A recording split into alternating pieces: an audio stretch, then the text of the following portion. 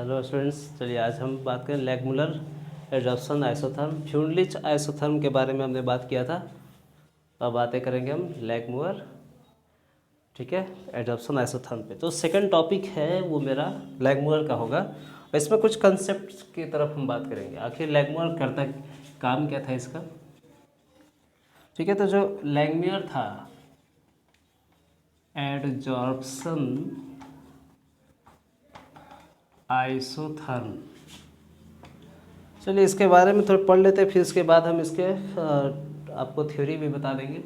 लैगमुलर isotherm में जो surface था, ये मेरे पास ये कोई भी सॉलिड सरफेस है और ये सॉलिड का हमने सरफेस लिया।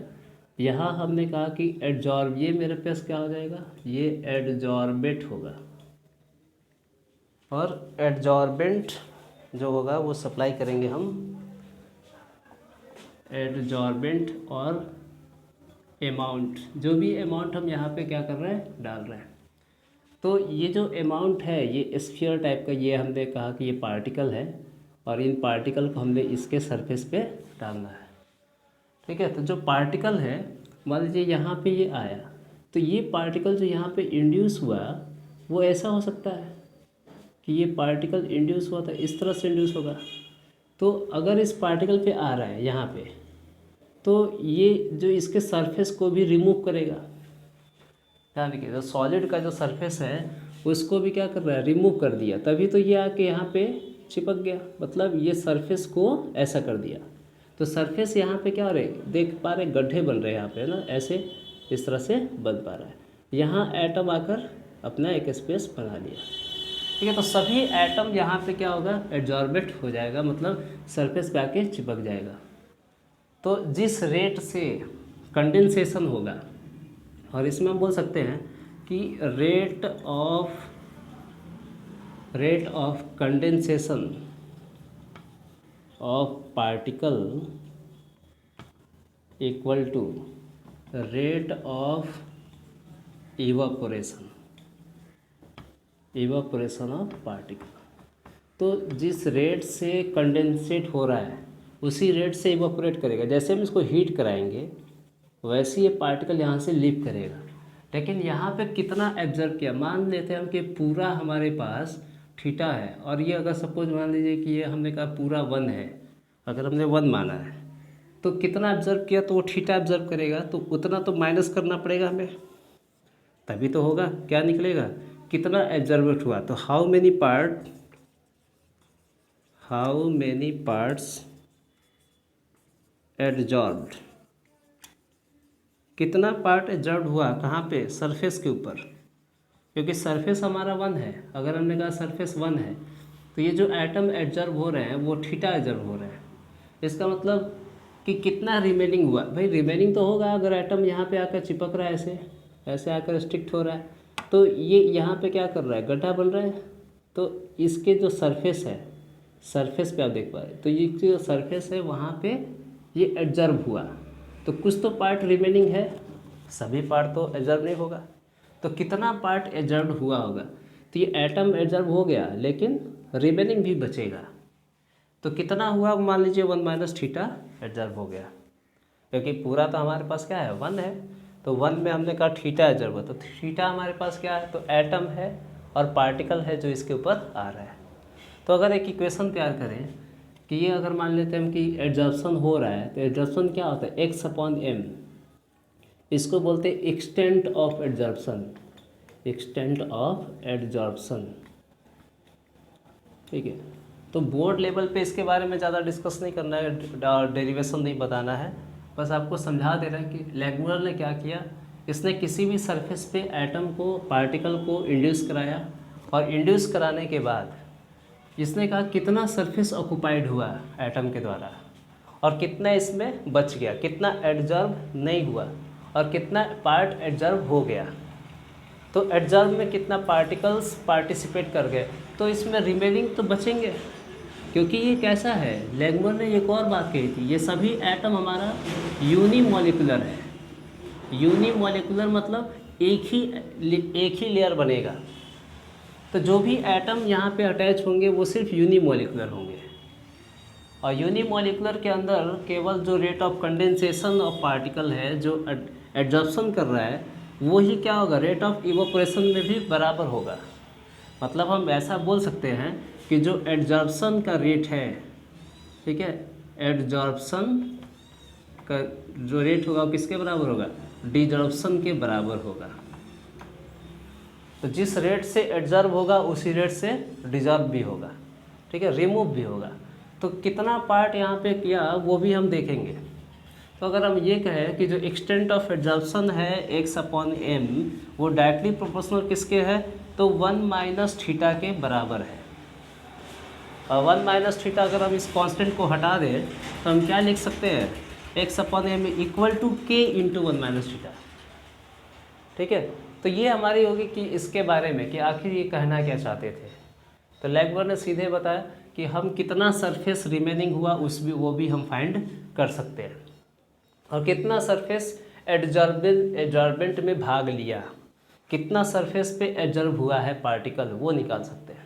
तो अगर हम ऐसे देखें तो ये मेरे पास थीटा भी बना रहा है। अगर हम यहाँ से एक लाइन ड्रॉ करें तो थीटा भी बनाएगा, एंगल भी दिख रहा है। तो ये हमारा जेई लेवल के क्वेश्चन बन जाएगा। फिर इसमें बहुत ज़्यादा और इसके ऊपर हम डिस्कस भी कर सकते हैं, लेकिन हमारे से जो बोर्ड में आता है वो मेरे पास क्या आता है कि इसके ऊपर क्वेश्चन कैसे बनाना है और थ्योरेटिकल पार्ट क्या है। ठीक है, चलिए ये नोट कर लीजिए आप। उसके बाद मैं कुछ थ्योरेटिकली आपसे बात करता हूँ लैगमर पे। ओके, तो जो एड्जॉर्प्शन, लैगमर एड्जॉर्प्शन है, ये क्या, इससे क्या पता चलता है, तो ऐसा इसके बारे में लिख लीजिए कुछ कि ही कंसिडर द यूनिमॉलिकुलर, इन्होंने जो कंसिडर किया था यूनिमॉलिकुलर और मोनोमॉलिकुलर, ठीक है, मोनोमॉलिकुलर लेयर ऑफ एड्जॉर्बेंट। तो थ्योरेटिकल हमारे क्वेश्चन ये हमारे बोर्ड में आया करता है, तो हम लिखेंगे तो इस तरह से हम लिखा करेंगे। ठीक है, जो आपको याद रखना पड़ता है सब। और इट इज़, अब इसमें जो पहला पॉइंट था, फर्स्ट पॉइंट, पहला पॉइंट क्या होगा कि it takes place on the surface of solid. पे सॉलिड के ही सरफेस पे होगा, गैस और लिक्विड के सरफेस पे नहीं होगा। तो केवल इसकी हम जो कंडीशन है वो मैं आपको दिखा रहा हूँ कि केवल कहाँ एड्जॉर्ब होगा, तो सॉलिड के सरफेस पे होगा।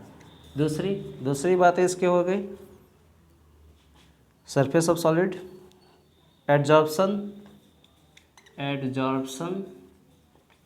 Is result of adsorbate molecule on solid surface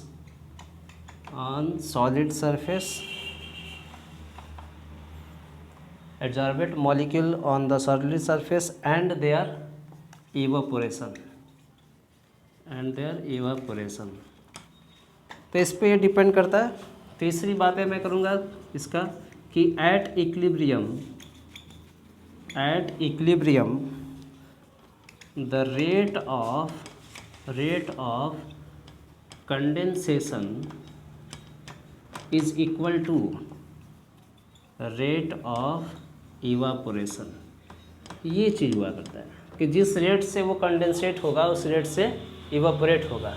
और एड्जॉर्प्शन क्या है, result of adsorbate molecule on the solid surface and their evaporation का रिलेटेड कर रहा है। और इक्विलिब्रियम में क्या होगा, तो रेट ऑफ कंडेंसेशन इवापोरेशन के बराबर होना चाहिए। और कहाँ पे टेक्स प्लेस करेगा, तो सॉलिड पे करेगा। और क्या हो सकता है, तो मोनोमॉलिकुलर होगा। ठीक है, मतलब यूनिमॉलिकुलर हम बातें कर रहे हैं।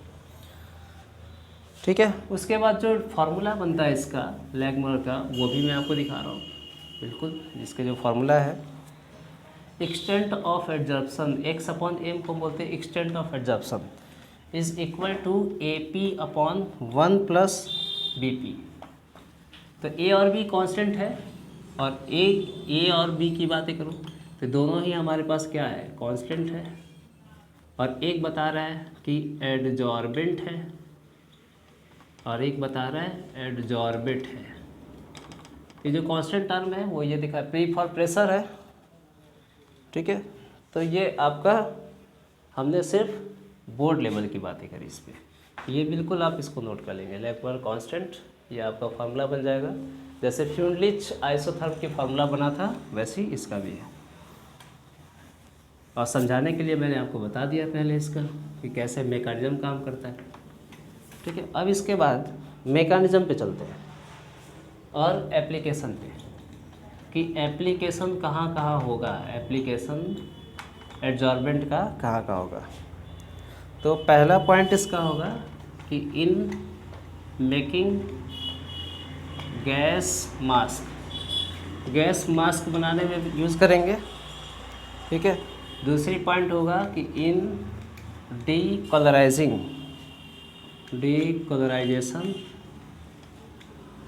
Process, decolourisation. तीसरी बात होगा in making moisture free atmosphere. तो ये कैसे बना सकते हो, अब सिलिका जेल को एक कमरे में अगर मॉइस्चर फ्री बनाना चाहते हो तो सिलिका जेल को कमरे में अगर हम डाल देते हैं तो पूरी मॉइस्चर क्या करेगा, एब्जर्व करेगा। डीकलरेशन प्रोसेस क्या है, तो इसमें आप क्रोमेटोग्राफी यूज़ करके भी बना सकते हो।